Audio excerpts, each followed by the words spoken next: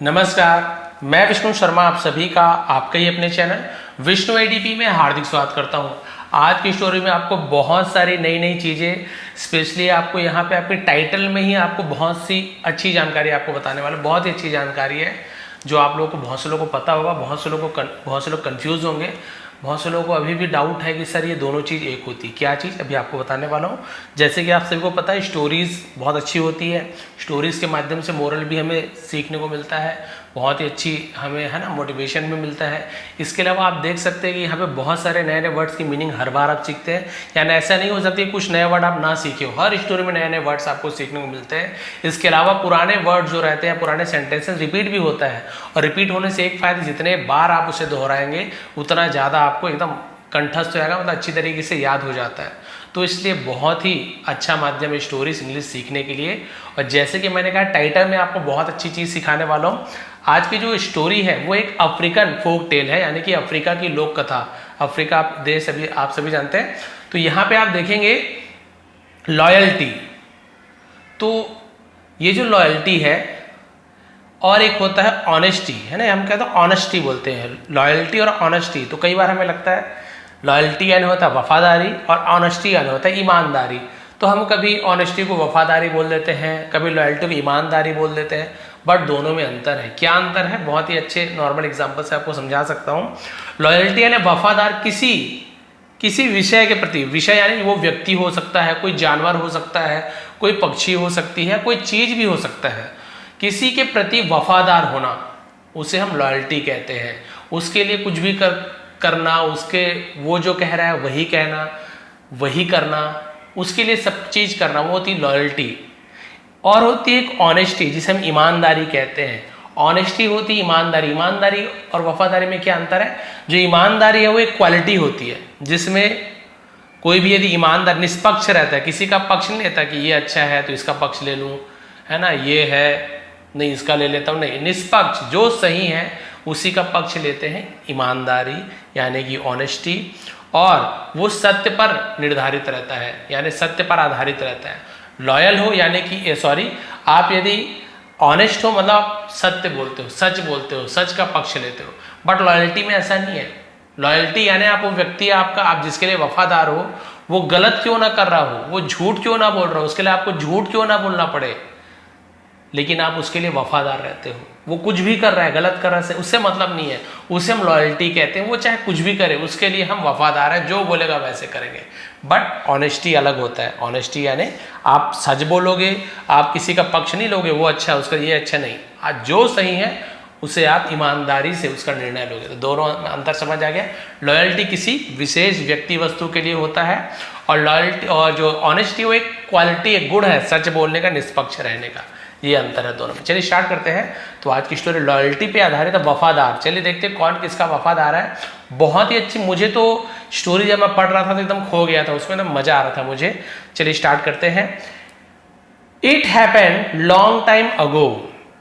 It happened, अब देखिए happen यानी होता है होना। अब यहाँ पे कोई सब्जेक्ट नहीं है तो इसलिए यहाँ पर इट का यूज किया गया है, ठीक है।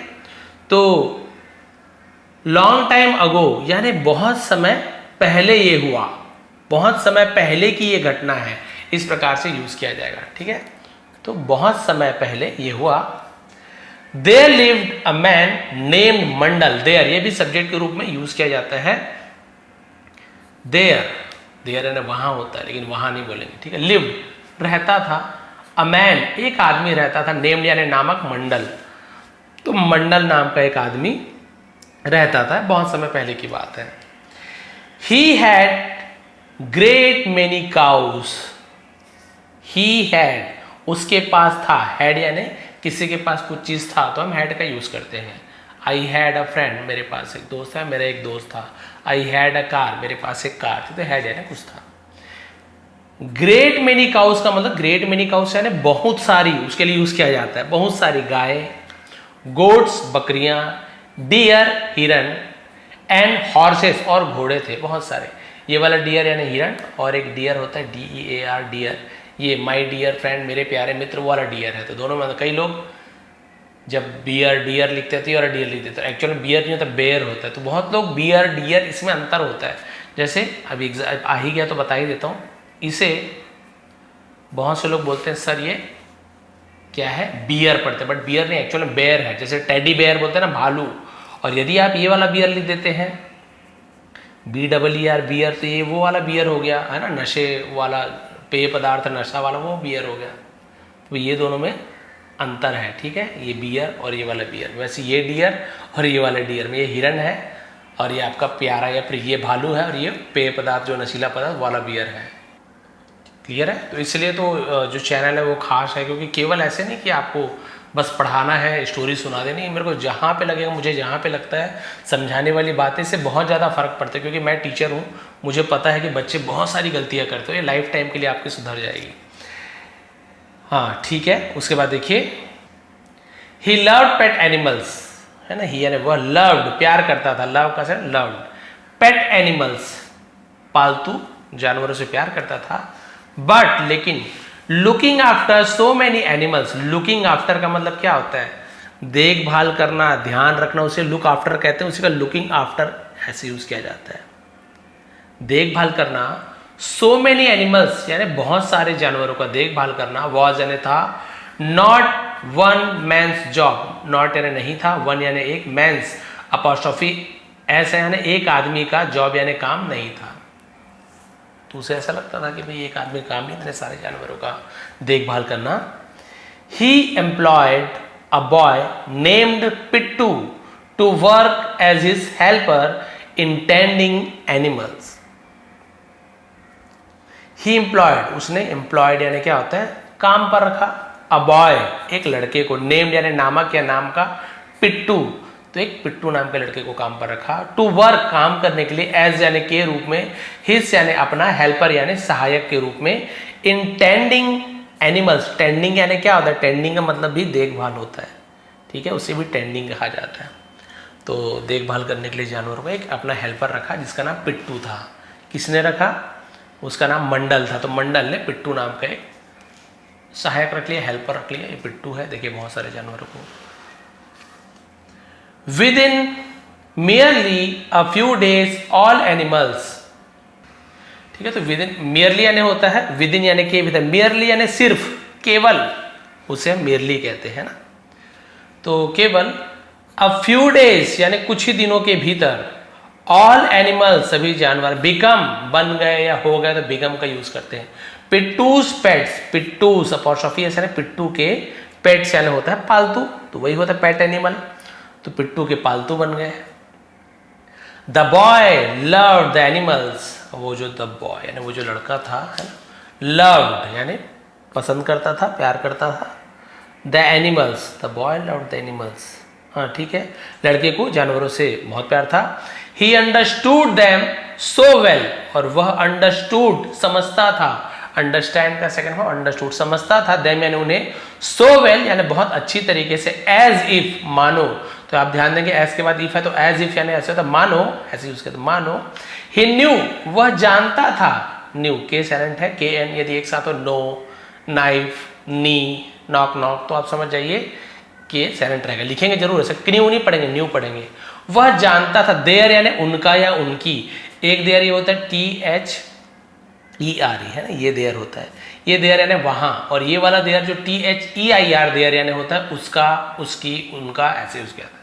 वह जानता था उनका लैंग्वेज, लैंग्वेज का मतलब सीधी सी बात है भाषा, तो वह उन्हें इतनी अच्छी तरीके से समझता था कि मानो वह उनकी भाषा जानता हो। And the pets seem to be, है ना, एंड और द पेट्स यानी जो पालतू थे, सीम्ड, सीम यानी होता है प्रतीत होना, लगना, उसे सीम्ड कहा जाता है, ऐसा लगता था, to talk back to him, तो और ऐसे प्रतीत होता था कि पालतू जानवर उससे टॉक बैक टू हिम यानी उससे बात करते हुए, कि उससे बात करते थे, ऐसा लगता था। यहाँ पे एल साइलेंट है, टॉल करनी पड़ेंगे, टॉक पढ़ेंगे, तो सीम यानी प्रतीत होना, लगना, उसे सीम कहा जाता है, उसी का सेकंड फॉर्म सीम्ड है। क्लियर हो गया, यानी इतना घुल मिल गया था, इतना प्यार करता था, तो कुछ बात करता था, लगता था जानवर भी उससे बात करते थे, ऐसा लगता था। He knew which animal wanted fodder, he knew वह जानता था, which animal यानी कौन सा जानवर, wanted चाहता था, want first form, wanted second, want यानी चाहना, wanted यानी चाहता था, fodder, fodder यानी चारा को fodder कहा जाता है, वो जानता था कि कौन सा जानवर चारा चाहता था। विच वन वॉन्टेड वाटर, कौन सा वन यानी वाला, ऐसे कौन सा वाला ऐसे भी यूज करते हैं, वॉन्टेड वाटर, और कौन सा वाला क्या चाहता था, पानी चाहता था, किसे पानी चाहिए, किसे चारा चाहिए, एंड और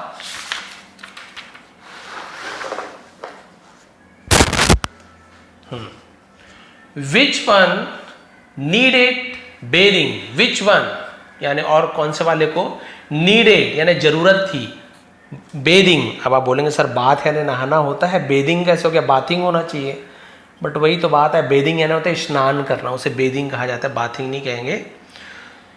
और उनमें से किसे नहाने की जरूरत थी, तो नीड यानी जरूरत, वांट यानी चाहना, तो दोनों में अंतर है ना। वांट यानी होता है किसी वस्तु को चाहना, नीड यानी किसी चीज की जरूरत होना, तो मुझे नीड है, तो दोनों में थोड़ा सा अंतर है, वो आपको अलग से वीडियो में क्लियर कर दूंगा, बहुत ही अच्छी वीडियो इसमें बनने वाली, शॉर्ट वीडियो आपको बता दूंगा। विच वन नीडेड बेदिंग, और किसे नहाने की जरूरत थी। Pittu took care of all their needs, तो पिट्टू टुक केयर यानी ख्याल रखता था, टेक केयर का से टुक केयर रखता था, इसलिए ऑफ यानी का, ऑल यानी सभी, देयर यानी उनका, नीड जरूरत होगा, उनके सभी जरूरतों का ख्याल रखता था। फॉर द एनिमल्स जानवरों के लिए, द यंग बॉय यानी वो जो युवक था, पिट्टू, अब यहाँ पे छोटा लड़का बोलेंगे, बॉय लिखा हुआ तो यंग बॉय जो छोटा लड़का था, यंग मैन होता तो युवक होता, यंग बॉय तो छोटा लड़का बोलेंगे। तो पिट्टू वॉज यानी था, लाइक मदर यानी माँ के जैसे था, लाइक यानी पसंद करना भी होता है, लाइक यानी जैसे भी होता है, लाइक माई फादर मेरे पिताजी के जैसे, आई लाइक माई फादर मैं मेरे पिताजी को पसंद करता हूँ, अलग अलग यूज होता है लाइक का। वन विजल है ना, विजल यानी एक सीटी पर विजल कहा जाता है, टी साइलेंट है, विस्टल नहीं पढ़ेंगे, विजल ऐसे पढ़ेंगे। ऑफ पिट्टू, पिट्टू की एक सीटी पर, कुड ब्रिंग यानी ला सकता था, all the pets running to him, यानी कि अब यहाँ पे कुड ब्रिंग्स यानी आ जाते थे, ऐसे यूज किया जाएगा, सकते थे, क्योंकि ब्रिंग यानी होता है लाना, all the pets running to him यानी उसकी ओर दौड़ते हुए।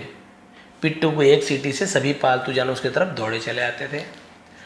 मंडल was greatly relieve to see this, तो मंडल वॉज यानी था, ग्रेटली यानी बहुत ज्यादा, उसे ग्रेटली बोलेंगे, रिलीव्ड यानी वो उसे क्या था, राहत था, टू सी दिस यह देखकर उसे बहुत ज्यादा राहत मिली कि चलो भैया यही सब संभाल रहा, कोई टेंशन वाली बात ही नहीं है।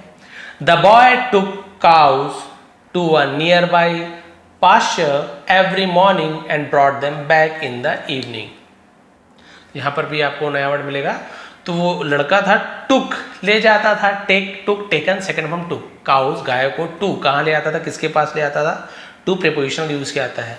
अ नियर बाई यानी एक पास के, उसे नियर बाई बोलते, पास के, पास्चर है, पैस्चर ऐसे कहा था इंग्लिश में, एक्सेंट का फर्क आता है, टी यू आर को चर पढ़ते, जैसे नेचर, फ्यूचर है ना, मॉइस्चर, तो टी यू आर चर, पास्चर, पास्चर, इसे बोलते चारागाह, जहाँ पे चराने ले आते हैं गाय बकरियों को, घास वाले मैदान में चारागाह। एवरी मॉर्निंग प्रत्येक सुबह, एंड ब्रॉट देम बैक, और ब्रॉट यानी ले आता था, वापस ले आता था, ब्रिंग फर्स्ट फॉर्म है, ब्रॉट सेकंड फॉर्म है, ब्रिंग ब्रॉट ले आता था, देम यानी उन्हें, बैक यानी वापस, इन द इवनिंग शाम के समय को, तो इन the evening. He took care that, और वह ध्यान रखता था कि नो वाइल्ड एनिमल यानी कोई भी जंगली जानवर अटैक्ड हमला ना करे, द पेट्स यानी पालतुओं पर, इसका भी ध्यान रखता था। वन डे एक दिन, Pittu was grazing cows, Pittu was grazing cows यानी पिट्टू गाय को चरा रहा था, ऐसे उसके ना, ग्रेज यानी चरना होता है, तो वॉज या वर्ब के साथ आईएनजी फॉर्म है, रहा था, रही थी, ग्रेज क्योंकि एक वर्ब है, कोई भी काम है, चरना भी तो काम होता है ना, वही होता। एक दिन पिट्टू गाय चरा रहा था। द डेकॉइट स्ट्रक, डेकॉइट जैसे डाकू, तो उसी से डेकॉइट, तो डाकू डेकू ऐसे एक जैसे लग रहा है, तो जैसे ही आप बोलो डेकॉइट तो समझ ये भी डाकू से जुड़ा हुआ, तो डेकॉइट को डाकू बोलेंगे। तो डाकू में स्ट्रक यानी हमला कर देना, हमला कर दिया। It was also unexpected, it was ये था, ऑल यानी सभी, सो अनएक्सपेक्टेड, अनएक्सपेक्टेड का मतलब क्या होता है, यानी हम अप्रत्याशित कहते हैं हिंदी में, अप्रत्याशित था यानी जो सोच ही नहीं सकते थे, अचानक से हो गया सब चीज। Pittu hid inside a bush, Pittu hid यानी छिप गया, छिपा, हाइड का सेकंड फॉर्म HIDE, हाइड होता है, इसी का सेकंड फॉर्म हिड होता है, ई बस हट जाता है, हाइड यानी छिपना, हिड यानी छिपा। पिट्टू छिप गया, इनसाइड यानी के भीतर, अ बुश एक झाड़ी के अंदर, इन पैनिक पैनिक यानी घबराहट को पैनिक कहते हैं, है ना, तो वो घबराहट में उसके अंदर छिप गया। The dacoits were pleased to find so many fat and healthy cows. और जो डेकॉइट्स यानी जो डाकुओं थे, वर यानी थे, बहुत सारे थे वर, एक डेकॉइट होता तो वॉस का यूज करते हैं। प्लीज्ड, प्लीज यानी क्या होता, कृपया, ये प्लीज यानी प्रसन्न हुए। प्लीज का दो मतलब होता है, एक प्लीज यानी कृपया, प्लीज ये कर दो, कर, एक प्लीज होना प्रसन्न होना, खुश होना, तो वो वाले प्लीज का सेकंड हम प्लीज्ड यानी प्रसन्न हुए, खुश हुए। टू फाइंड यानी पाकर, सो मेनी बहुत सारे, फैट यानी मोटे, एंड हेल्दी काउस और तंदुरुस्त गायों को देखकर। The chief said, chief, chief यानी क्या होता है, मुखिया, मुखिया ने कहा, जो सरदार भी कहते हैं, इट्स अ नाइस कैच, यानी ये बहुत अच्छा, हम बोलते हैं ना कि लूट है, ऐसे बोल सकते हैं, ये बहुत अच्छी लूट है। वैसे तो नाइस कैच है, बहुत अच्छी पकड़ है भी बोल सकते हैं, बट हम यहाँ पे लूट के रूप में यूज करें। वैसे भी लूट का इंग्लिश में लूटेड होता है, हिंदी में लूट बोलते हैं, इंग्लिश में लूटेड, लूट लिया। देखिए कितना अच्छा है, डेकॉइट, लूटेड, ऐसे इंग्लिश होता तो क्या बात थी, बहुत ईजी हो जाता, लेकिन हमारे हिसाब से नहीं बनाया है। हो सकता है उर्दू हिंदी से कुछ कुछ चोरी कर करके बनाया हो, इससे तो मैं नहीं बता सकता, बहुत सारी चीज़ें मिलती जुलती है ना। फैट काउस, मोटी गायें, हर्ड देम अवे,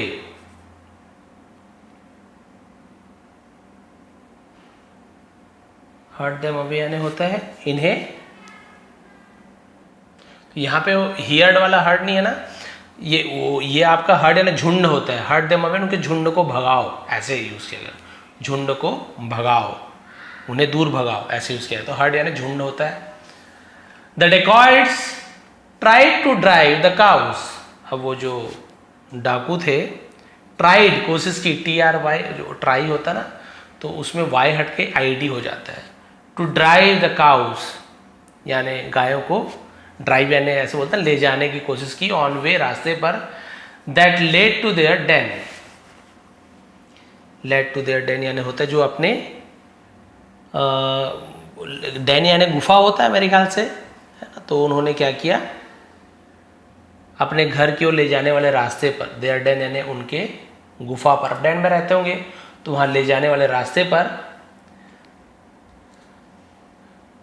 कोशिश की ले जाने की, बट लेकिन द काउस हैड टर्नडम, लेकिन गाय हैड टर्नडम, टर्नडम का मतलब क्या होता है, जैसे हम बोलते बहरे हो जाना, गूंगे हो जाना, उसे हम टर्नडम कहते हैं, इसे डम नहीं कहेंगे, डम कहेंगे। तो गाय क्या हो गई, गूंगी हो गई, बहरी हो गई, ऐसे यहाँ पे यूज किया जाता है। डम यानी तो गूंगी होती है, तो टर्न डम यानी काय गूंगी हो गई, मतलब बोलना ही, कुछ भी नहीं बोली, बिल्कुल शांत वैसी की वैसी रही, वहां पे हिल नहीं। They just stood and ignored the commands of the dacoits, way just यानी सिर्फ, स्टूड खड़े थे, एंड इग्नोर्ड और इग्नोर करना यानी मतलब नकार देना, यानी अनदेखा कर दिया, द कमांड्स आदेशों को, ऑफ यानी कहा, द डेकॉइट्स डाकुओं के आदेश को क्या कर दिया उसने, बिल्कुल नकार दिया, अनदेखा कर दिया, उसे इग्नोर करता, अनदेखा कर दिया, कोई मतलब नहीं कितना भी बोलो। The cows went on, the cows यानी गाय, वेंट ऑन यानी गए, यहाँ पर रूमिनेटिंग, ये नया मिला आपको, रूमिनेटिंग, रूमिनेटिंग का मतलब होता है हिंदी में तो बिल्कुल याद नहीं आ रहा है, और ग्रेजिंग यानी कि क्या बोलते हिंदी में, गाय चबाते ना बार बार वापस, जुगाली करना, हाँ अब बात याद आ गया, जुगाली करना। जुगाली करना आप सभी को पता है कि गाय जो जानवर होते क्या होते हैं, कुछ भी चबाते हैं ना उसको फिर वापस ला के चबाते हैं, पेट या गले में रखे रहते हैं, फिर वापस ला के बार बार चबाते हैं उसको, क्योंकि बार बार उसे अच्छे से पीसना पड़ता है, जुगाली करना पड़ता है, उसे रूमिनेटिंग कहते हैं इंग्लिश में। और ग्रेजिंग, तो वो चरते रहे या जुगाली करते रहे, कितना भी बोल रहे थे कोई फर्क नहीं पड़ा। The dacoits were in a fix, और जो dacoits were in a fix, fix का मतलब क्या होता है, जैसे हम यहाँ पे बोल सकते हैं कि परेशानी में पड़ जाने को फिक्स बोलते हैं, ठीक है, तो परेशानी में थे, बोलते जंजाल पर झंझट पड़ जाना, वो फिक्स हो जाना, वो भी होता है। एक फिक्स यानी तो एकदम कोई बात एकदम क्लियर हो जाना, स्पष्ट होना, चिपक जाना, बहुत सारा मतलब होता है। जंजाल का भी मतलब होता है परेशानी में पड़ गए। They used sticks but the cows refused to respond, उन्होंने, दे यानी वे भी होता है, उन्होंने भी यूज्ड इस्तेमाल किया, स्टिक्स यानी वही छड़ियों का, बट लेकिन द काउज गाय रिफ्यूज्ड टू रिस्पॉन्ड, उन्होंने प्रतिक्रिया करने से इनकार कर दिया। कोई भी प्रतिक्रिया नहीं, ये रिस्पॉन्ड देना है ना, जो कुछ तो हिले डोले, कुछ भी करने से इनकार कर दिया।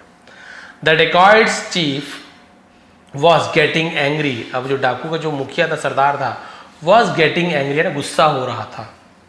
वॉज एंग्रीइंग ऐसे नहीं होता, वो गेट का यूज किया जाता है ना।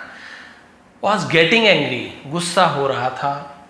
ही ऑर्डर्ड ऑल द डेकॉइड्स, और उसने ऑर्डर्ड आदेश दिया सभी डाकुओं को, to rain sticks on cows. Rain sticks on cows यानी डंडे बरसाने का, रैन यानी बरसात करने का, छड़ियों की बरसात करने का, समझ गए, छड़ी बरसाने का आदेश दिया, मारो इनको अच्छे से गायों को। अ डेकॉइड सजेस्टेड, एक डाकू ने सलाह दी, चीफ सरदार, आई थिंक दीज काउस, मुझे लगता है, आई थिंक यानी मैं सोचता हूं ऐसे मतलब, बट आई थिंक यानी मुझे लगता है, ऐसे उसके आता है, मुझे लगता है, दीज काउस, इन गायों के पास, हैव यानी है, इन गायों के पास है, अ वेरी फ्रेंडली शेफर्ड, एक बहुत ही मिलनसार चरवाहा है। शेफर्ड यानी चरवाहा, जो गाय वो चरवाता है। ओनली हुज कमांड दे ओबेड, सिर्फ हुज यानी जिसका कमांड आदे दे ओबेड, वे पालन करते हैं। ओबेड यानी आज्ञा मानना, पालन करना, जिसकी आज्ञा का पालन ये गाय करती है, ऐसे कोई ना कोई फ्रेंडली इसका जरूर कोई ना कोई चरवाहा है। He must be somewhere here hiding, he must be यानी कि वो क्या है, यहीं कहीं जरूर क्या होगा, समवेयर यहीं कहीं, हियर यहां, हाइडिंग छिपा हुआ है, वो जरूर यहीं कहीं पे छिपा हुआ है। The cows want move without his signal, the cows यानी गाय, वॉन्ट, वॉन्ट क्या है, विल नॉट, उसको शॉर्ट में वॉन्ट बोलते, सर विल नॉट, विलंट होना चाहिए, ऐसे नहीं, वॉन्ट यानी विल नॉट, नहीं गा, नहीं गी, यानी गाय नहीं हिलेंगी, विदाउट हिज सिग्नल यानी उसके बिना संकेत के वो नहीं हिलने वाली, वो बोलेगा तभी हिलेगी। The chief agreed with it, तो जो मुखिया था, सरदार था, इस पर राजी हो गया, ठीक है भी सही बोल रहा है। ही ऑर्डर्ड, और उसने आदेश दिया, सहमति जताई, आदेश दिया, फाइंड आउट यानी पता लगाने का, खोजने का, उसे फाइंड आउट बोलते हैं। दैट यानी उस शेफर्ड को, है ना, कॉम द बुशेस, उसने कहा कि भाई झाड़ियों की, कॉम द बुशेस मतलब कंघी करो। आप बोलेंगे सर कॉम्ब होगा, नहीं, कॉम होता है, बॉम्ब नहीं होता, बॉम्ब होता है ना, प्लम्बर नहीं होता, प्लमर होता है, रिसीप्ट नहीं होता, रिसीट होता है। तो बहुत सी जगह अलग अलग चीज़ें साइलेंट होता है, यहाँ पे आप देखेंगे बी साइलेंट, कॉम्ब नहीं बोलते, कॉम हम लोग बोलते कंघी करना, बुशेस, कॉम द बुशेस मतलब क्या, झाड़ियों का कंघी करो, नहीं, हम बोल सकते हैं कि छान मारो, पूरा तलाश करो, एक एक परत को छान मारो, ऐसे कॉम करके जूं खोजते हैं ना लाइस को, वैसे ही, ठीक है, क्लियर हो गया। तो बोले कि खोज डालो पूरे बुशेस को, झाड़ियों को, कहीं ना कहीं तो छुपा होगा। Pittu was listening to their talk, तो जो पिट्टू था वॉज लिसनिंग, सुन रहा था, यहाँ पर भी टी साइन, लिसनिंग नहीं, लिस्टनिंग नहीं बोलेंगे, लिसनिंग, पास्ट कंटिन्यूअस टेंस, सुन रहा था, टू देयर टॉक, उनकी बातों को सुन रहा था।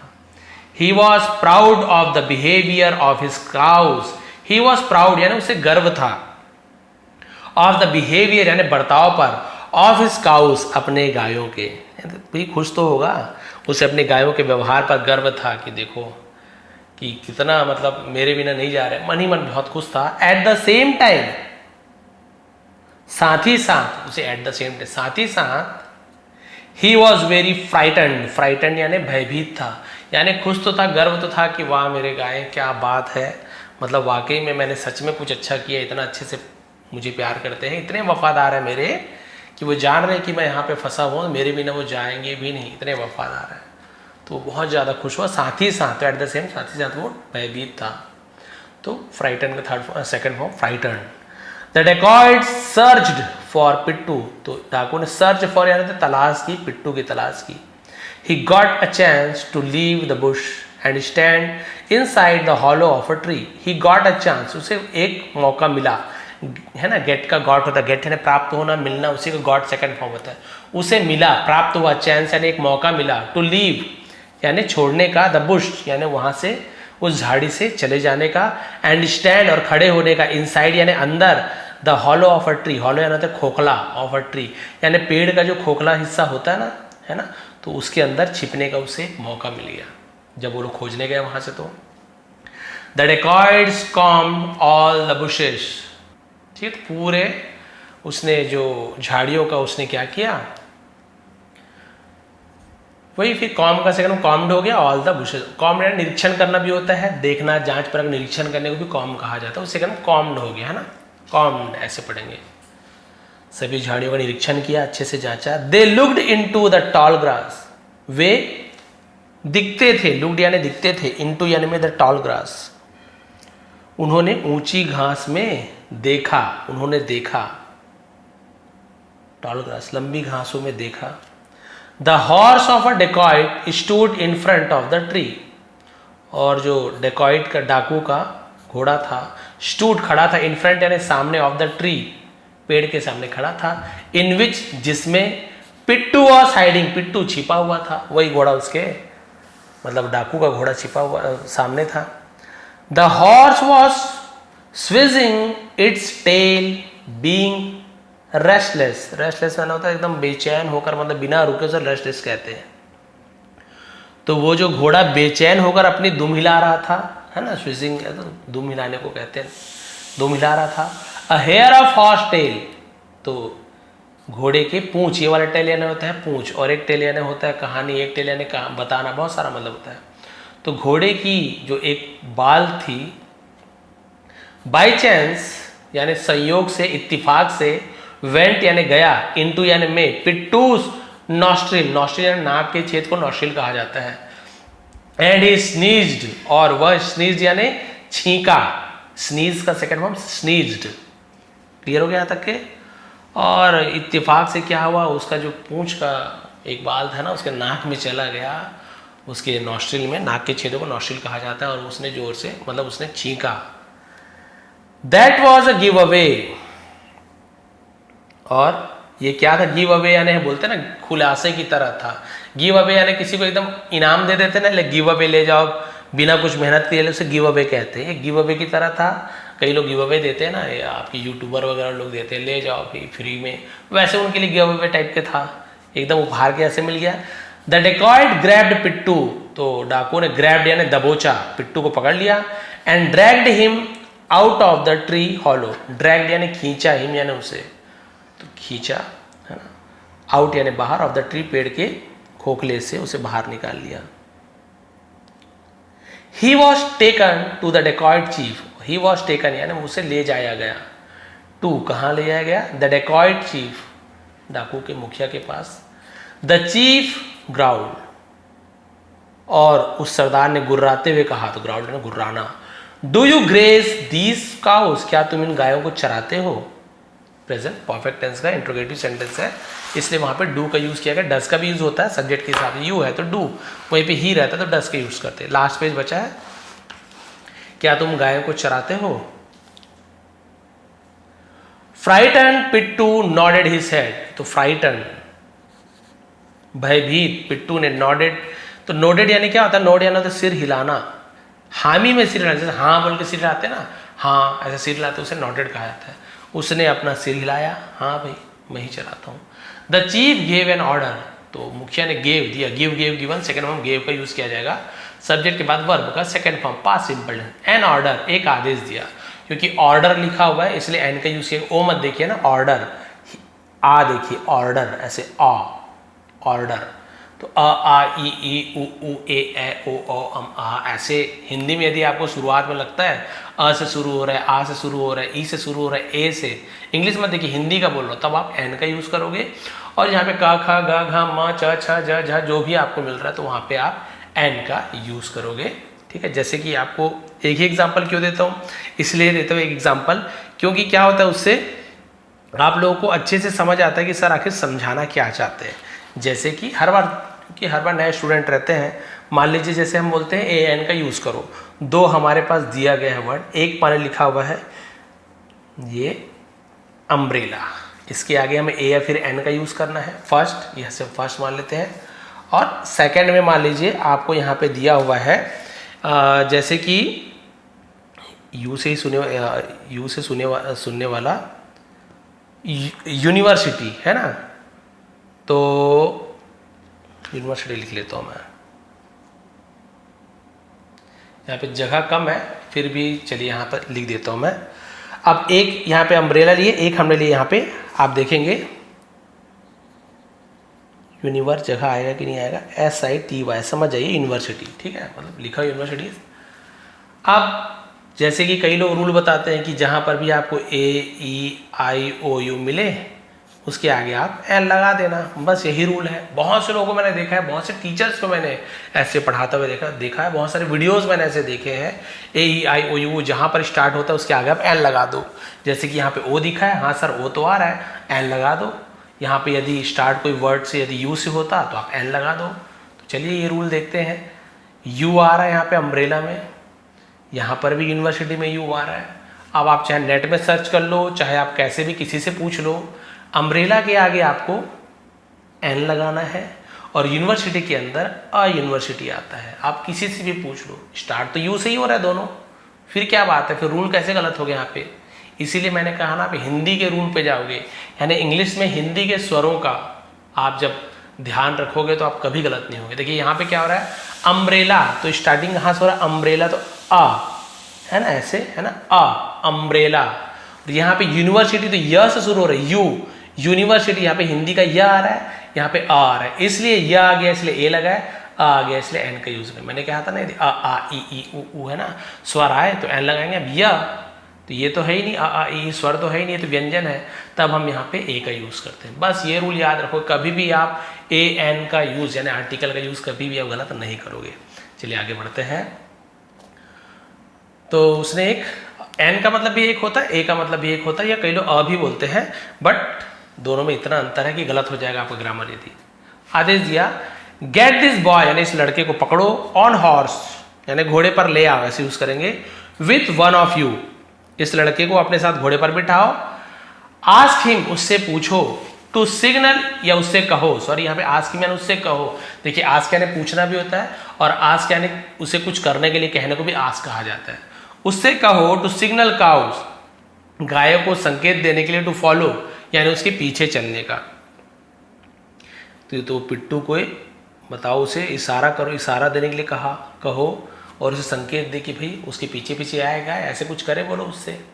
पिट्टू विजल एंड, है ना, पिट्टू ने विजल यानी वही सीटी बजाई, एंड काउस केम टुगेदर, और गाय एक साथ आ गई, कम का केम हो गया, एक साथ हो गई गाय। अ डेकॉइट गॉट द बॉय, और एक डाकू ने लड़के को गॉट यानी ले गया, ऑन हिज हॉर्स अपने घोड़े पर बैठा लिया। The cows followed at Pittu signal, और जो गाय थे फॉलोड पीछा किया, एट पिट्टू सिग्नल पिट्टू के इशारों पर, सिग्नल पर, संकेत का उन्होंने पीछा किया, अनुसरण किया भी होता है मान। द हॉर्सेस ट्रॉटेड ऑन, और जो घोड़े थे, ट्रॉटेड ऑन मतलब होता है दौड़ते रहे, घोड़े के दौड़ना ट्रॉटेड ऑन करते, ट्रॉटेड का यूज करते हैं। And the cows kept following, और गाय उनका पीछे पीछे चलते रही।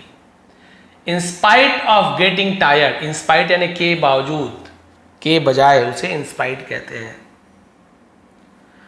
ऑफ गेटिंग टायर्ड, थकान के बावजूद, द काउस केप वॉकिंग, गाय चलती रही, कीप का same kept, for the sake of Pittu, sake क्या होता है, के खातिर बोलते ना, फॉर सेक नहीं, फॉर सेक है ना, आप इंग्लिश में बहुत लोग को ऐसे सुने होंगे, सेक का यूज करते हैं, है ना, फॉर गॉड सेक ऐसे बोलते हैं ना, फॉर गॉड सेक माफ कर दो मुझे, फॉर गॉड सेक क्या है, सेक यानी के खातिर, ऐसे यूज किया जाता है।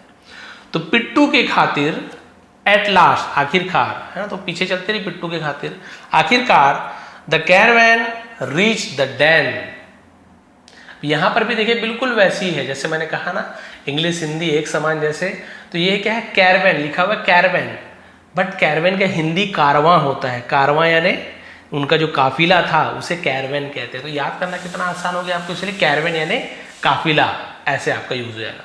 तो उनका जो कारवां था, काफिला था, रीच्ड पहुंचा, द डैन यानी उसके जो गुफा में, उसके स्थान पे जब पहुंचा, ऑफ द डेकॉइट्स डाकुओं के, the cows were, the cows यानी गाय, वर यानी थे, क्या हो गए थे, यहाँ पे आएगा टाइटेड, है ना, तो वर टाइटेड यानी तो टाइट कर देना, बांध देना, टू द ट्री, तो गायों को पेड़ पर बांध दिया गया। द चीफ अनाउंस, बस इतना बच्चा है, तो सरदार ने घोषणा की, मिल्क द काउस, मिल्क यानी भाई दूध दुहना है ना, तो गाय के दूध निकालो।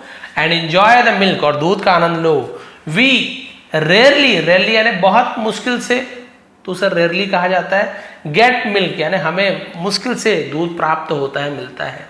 किल that fat black cow, kill यानी मार डालो, दैट यानी उस फैट मोटी ब्लैक काउ काली गाय को। टुमारो कल यानी आने वाले कल को टुमारो बोलते हैं, पिछला कल को यस्टरडे कहते हैं। And we shall have a fish feed her well, we shall have यानी हमें क्या होगा, दावत करेंगे। फिश दावत, हम दावत करेंगे। फीड हर वेल और उसे अच्छे तरीके से खिलाओ, फीड हर वेल उसे अच्छे तरीके से खिलाओ, हम कल दावत करेंगे। देखिए उसी के सामने बेचारी दूध निकाले, वहां तक तो ठीक है, बट वो काली गाय को मार डालो बेचारे पिट्टू के सामने। सो इट वॉज डन, सो तो ऐसा ही हुआ। द टायर्ड डेकॉइड्स फेल अस्लीप, और जो थके हुए डाकू थे फेल अस्लीप यानी सो गए, उसे फेल अस्लीप कहते हैं। But there was no sleeping for Pittu, लेकिन देयर वॉज सब्जेक्ट में किया गया, नो स्लीपिंग फॉर पिट्टू, इसका मतलब होता है कि उसे नींद ही नहीं आ रही थी, ऐसे उसे नींद ही नहीं आ रही थी। ही वॉज वरीड सिक, वो बहुत ज्यादा चिंतित था। टुमारो कल the black cow and then one by one all his cows will die, कल काली गाय, उसके बाद एक एक करके, एक के बाद एक सभी गायें मर जाएंगी। विल गागी के future tense. Pittu wanted to get free, Pittu आजाद होना चाहता था। देन तब he decided to play a do or die game, उसने निर्णय लिया, फैसला लिया। टू प्ले यानी खेलने का, अ डू और डाई गेम यानी करो या मरो वाला खेल, यानी करना है या मरना है, ये वाला खेल शुरू किया, खेलने का फैसला किया। फॉर हिम सेविंग हिज पेट, है ना, फॉर हिम यानी उसके लिए, सेविंग हिज पेट अपने पालतू की रक्षा करना। Cows was most important, pet cows यानी पालतू गायों की रक्षा करना उसके लिए सबसे महत्वपूर्ण काम था, सबसे जरूरी काम था कि मर जाओ तो मर जाओ, मैं जान बचाऊंगा। He quietly got up and untied all the cows, और वह चुपचाप, got up यानी खड़ा हुआ, उठा, and untied खोल दिया, tied यानी बांधना, untied यानी खोल देना, all the cows सभी गायों को खोल दिया, बाकी लोग सो गए थे। He gave a silent signal, और उसने दिया a silent signal यानी एक चुपचाप संकेत, यानी धीरे से संकेत दिया, silent signal कहा जाएगा। उसने, है ना, इशारा किया। and walked away, और वहां से चले गए। लाइक इंटेलिजेंट एनिमल्स यानी एकदम बुद्धिमान जानवरों की तरह। Cows followed him making little noise on moving, गाय ने फॉलोड हिम उनका पीछा किया, यानी हल्ला हल्ला कुछ नहीं किया, यानी एकदम इंटेलिजेंट बुद्धिमान जानवरों की तरह वो उनकी इशारा को समझ गया कि ये हल्ला करने नहीं बोल रहे हैं, यानी वही तो होता है ना संबंध, भाई बात करना नहीं आता लेकिन भावनाओं को समझते हैं जानवर। और मेकिंग लिटिल नॉइज थोड़ा यानी कम आवाज करते हुए, ऑन मूविंग वो लोग क्या करने लगे, चलने लगे, वहां से हिलने लगे, वहां से निकलने लगे। Pittu kept walking in the direction of the light of the town, तो पिट्टू केप वॉकिंग चलता रहा, इन द डायरेक्शन दिशा में, ऑफ द लाइट्स यानी रोशनी की, ऑफ द टाउन शहर के, पिट्टू शहर की रोशनी की दिशा में चलता रहा। सम डिस्टेंस कुछ दूरी, है ना, सम डिस्टेंस है कुछ दूरी पर, फ्रॉम द डेन यानी वही गुफा के उसके मान से कुछ दूरी पर। Pittu heaved a sigh of relief, heaved a sigh of relief का मतलब क्या होता है पता है, राहत की सांस लेना। हीव्ड अ साई ऑफ रिलीफ, राहत की सांस ली। एंड वॉक्ड फास्टर, और तेजी से चलने लगा। The cow clip clopped behind him, और गाय भी क्या हुई उनके पीछे तेजी से चलने लगी, पीछे पीछे चल रही थी।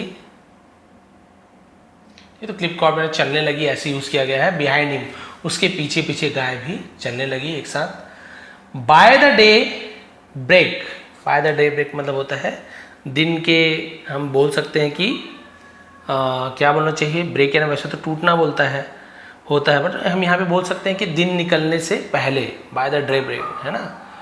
दे रीच्ड होम, वे घर पहुंचे, रीच का सर रीच्ड, बस इतना बचा है। तो दिन निकलने से पहले दिन निकलने तक वे घर पहुंच गए। यानी मीनवाइल, इस दौरान, तो मीनवाइल कहा जाए इस बीच, मंडल वॉज अ वरीड मैन। अब मंडल जो उसका असली मालिक था वो क्या था? चिंतित व्यक्ति था। ही हैड बीन वेटिंग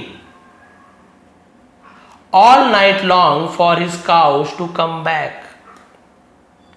करता रहा, कुछ करता रहा, करता रहा है नहीं, करता रहा, तो हम वहां पे हैड बीन वेटिंग का यूज करें। ही हैड बीन वेटिंग, वो इंतजार करता रहा, ऐसे यूज किया जाता है, तो हैड बीन का यूज किया जाता है।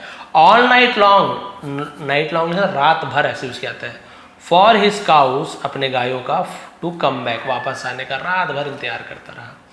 When he saw Pittu coming followed by cows, जब उसने देखा पिट्टू को आते फॉलोड बाई काउज यानी गायों के साथ आते हुए देखा, ही रैन टू हिम, वो उसके तरफ दौड़ा। रन, रैन तो सेकंड फॉर्म रन होता है, रन का सेकंड रैन होता है, तो ये वाला रन है दौड़ना, उसका रैन है, उसकी ओर दौड़ा। And embrace the boy, embrace जानता गले लगा लेना, और उस लड़के को गले लगा लिया। Pittu then narrated to Mandal the dacoit story, तब पिट्टू ने मंडल को डाकुओं की कहानी सुनाई कि ऐसे ऐसे हुआ। ही हग्ड पिट्टू अगेन, और उसने पिट्टू को फिर से गले लगा लिया। एंड अगेन यानी बार बार उसने गले लगाया। दैट डे, उस दिन, Mandal serve fodder to the cows with his own hands with tears kept falling from his eyes. और उस दिन मंडल ने सर्व यानी मतलब परोसना, बांटना, सर्व किया जाता है, तो परोसा, फॉडर यानी चारा, टू द काउज गायों को, विथ यानी से, हिज ओन हैंड्स अपने हाथों से, विथ यानी साथ भी होता है, से के लिए भी यूज करते हैं, विथ टीयर्स यानी आंसुओं के साथ, kept falling from his eyes, और उसकी आंसू बहते रहे। बहते हुए आंसुओं के साथ उसने क्या किया? अपने ही हाथों से अपने जो जानवर थे गायों के लिए उसने चारा परोसा। अब उसे पता चल गया कि ये पिट्टू इतना, जो गाय है, जो जानवर है, पशु है, पालतू पशु, इनके लिए इतने वफादार क्यों हैं? क्योंकि पिट्टू ने बहुत ज़्यादा उनकी देखभाल की थी। उनको जानवरों को इससे मतलब नहीं है कि भाई पैसा कौन खर्चा कर रहा है, हमारा मालिक कौन है, उनको जानवरों से इससे मतलब नहीं रहता है। जो उनसे प्यार करता है, जो उनकी देखभाल करता है, जो उनके लिए अच्छा सोचता है, तो जानवर भी उनके लिए वफादार रहते हैं। यहाँ पे देखिए नाम ही इसकी लॉयल्टी है, तो यहाँ पे देखिए पिट्टू भी उनके लिए वफादार रहा। पहले तो जानवर उनके लिए वफादार रहे कि वो पिट्टू को उन्होंने देखा था, उसके बाद भी उन लोगों ने कुछ भी उन्होंने हरकत नहीं की, वहाँ से न हिला न डुला। चाहे तो डर के कारण छड़ी खा के चले जाते वहाँ से, पिट्टू को छोड़ के वहाँ से जा सकते थे वो लोग, लेकिन बिल्कुल भी हिले डुले बिल्कुल भी नहीं, वफादार थे कि भाई जहाँ पे हमारा पिट्टू है, मालिक है, हम वहीं पे रहेंगे। वफादार थे, उनके लिए हिले डुले भी, बहुत कोड़े खाए। अब पिट्टू जब पकड़ में आ गया, तो पिट्टू ने जब कहा मजबूरी में कि चलो मेरे साथ, फिर मार डालेंगे, तो पिट्टू ने जब कहा तो उसके साथ वफादारी निभाते, जबकि ये जान रहे थे जब यहाँ पे छड़ी छड़ी मार रहे तो वहाँ क्या हाल करेंगे। उसके बाद भी घोड़े और बाकी जानवर, गाय, पिट्टू के साथ साथ पीछे पीछे चले गए, ये जानते हुए कि वहाँ पे उनकी जान की खतरा हो सकती है, मारेंगे पीटेंगे, तो भी वफादारी उन्होंने निभाई। और लास्ट में आपने देखा कि पिट्टू ने भी वफादारी निभाई। चाहे तो वो अकेले भाग के आ सकता था, वहाँ से जानवरों को निकालना, सबको लाना कितना रिस्क का काम था, वो अकेले भागता तो आसानी से बच सकता था। यहाँ पे रिस्क था कि जानवरों को खोलेगा, कोई जानवर रंभा दिया, गाय कोई घोड़ा हिनहिना दिया, किसी के खुर की आवाज़ आ गया, तो वो तो ऐसे ही पकड़ा जाएगा, जानवर तो मरेंगे, ये भी मर जाता।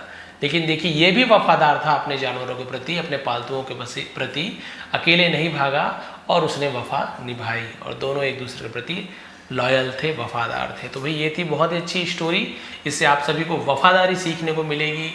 आप किसी के प्रति यदि है ना प्रेम है, कोई आप पर भरोसा रखता है, तो आप उनके लिए लॉयल रहिए, वफादार रहिए, कभी भी उन्हें धोखा मत दीजिए।